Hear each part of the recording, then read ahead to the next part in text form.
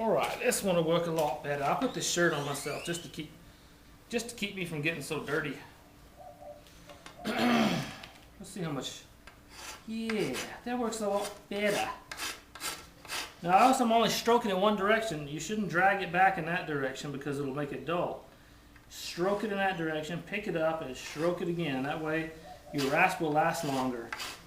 I know that from personal experience. Like I said, that other rasp I was using was kind of dull because when I got that one, I didn't know what I was doing.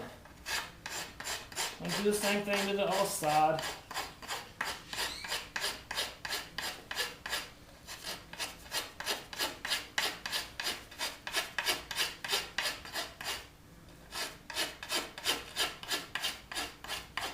Isn't that pretty?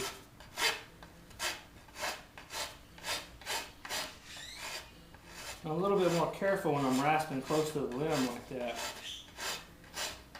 Now I do leave this limb a little bit thick right there past the end of the fade so that I can rasp into it a little bit and not affect the tiller. See, it stops bending. Ideally, it'll stop bending before it gets to the glued on handle, because if it bends into the handle could pop off.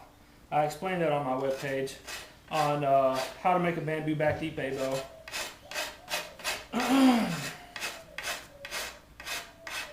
I like to get those.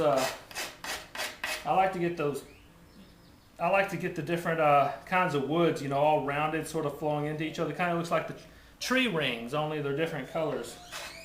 That's why I like to make it round, even going into the limb. I think it looks cool that way. Purdy and all that. And that's what it's all about. It's purdy. No functionality whatsoever. You could just leave it square if you want. I used to do it that way. But then I got obsessed with purdy. I like purdy. It's kind of purdy. Purdy's purdy. Purdiest thing I ever saw was real purdy. Now I'm going to get all those edges and stuff of the corners and everything. Because like I said, I just roughed it out with the belt sander.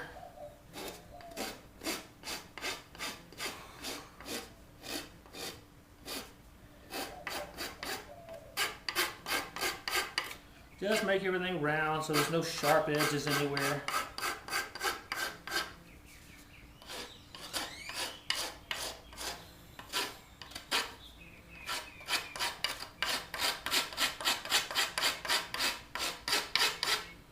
That's tiresome on the arm when you haven't done that in a while.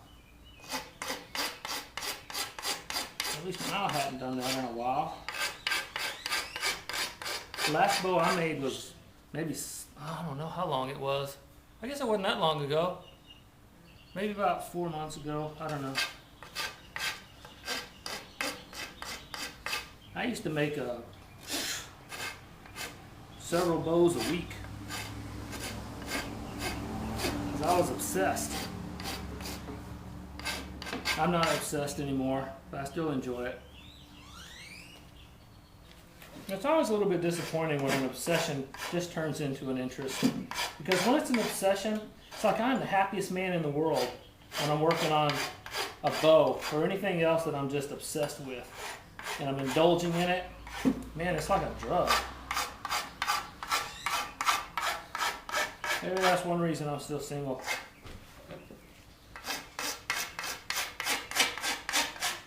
That's one of the joys of being single, is being able to indulge in any crazy obsession that enters your mind.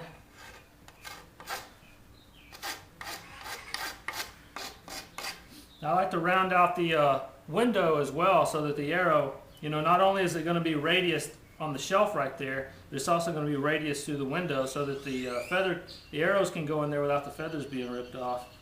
But the first thing I do when I'm doing that is I use a rat tail file, and I sort of start to cut that way.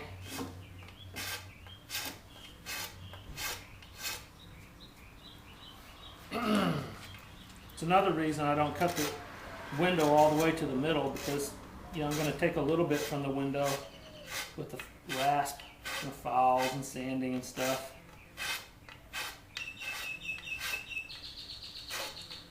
Okay, and once I got it sort of rounded out like that, the rat tail file, then I use the rasp and do it the rest of the way.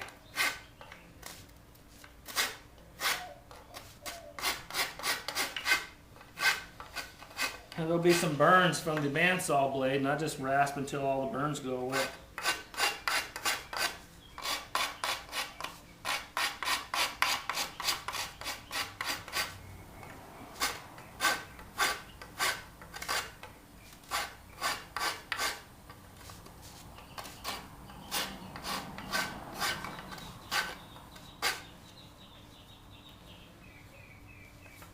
I wonder who's going to get this bow. Should I give it away? Should I keep it so I can show it off? Should I keep it to go to 3D shoots? Should I sell it? What should I do? I just don't know.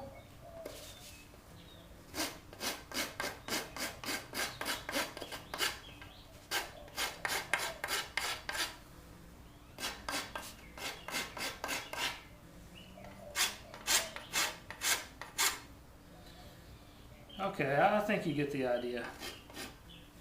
Now let me get the rest of these. Now I'm just going to round this other fade off exactly the same way I did that one, so you don't need to see that. But what you do need to see is that once I get this all rasped and shaped the way I want, then I use the finer file part of the rasp. And I go over everything once again with that because that'll take away a lot of the tool marks. And that way I don't have to sand as much later. I just go over the whole bow with that. Take off any sharp corners or whatever. Just get it as smooth as I can with the file. All over it. Remember, I use the round part when I'm doing this part of the fade. The part that's dished.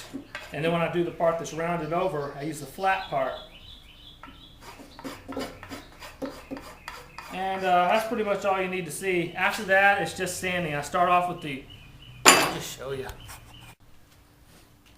Okay, the next step is just take some sandpaper. I start off with a really rough sandpaper, like, you know, maybe 80 grit or 100 or something like that. And sand those fades really good. Get all the tool marks off. I've got some emery cloth. It lasts a little bit longer.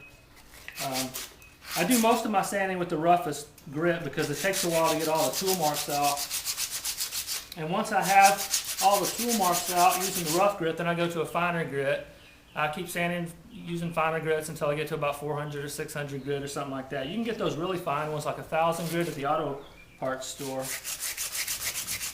And I do the limbs and the tips and everything too, and then I just finish the bow up. And that's pretty much it. Spend most of the time with the spades. I also, you know, want to sand that shelf off. Hold it between my finger like that to get the radius part. And that's pretty much it. I mean, that's it. You've seen it all. And here it is, all sanded. There's the and the tips.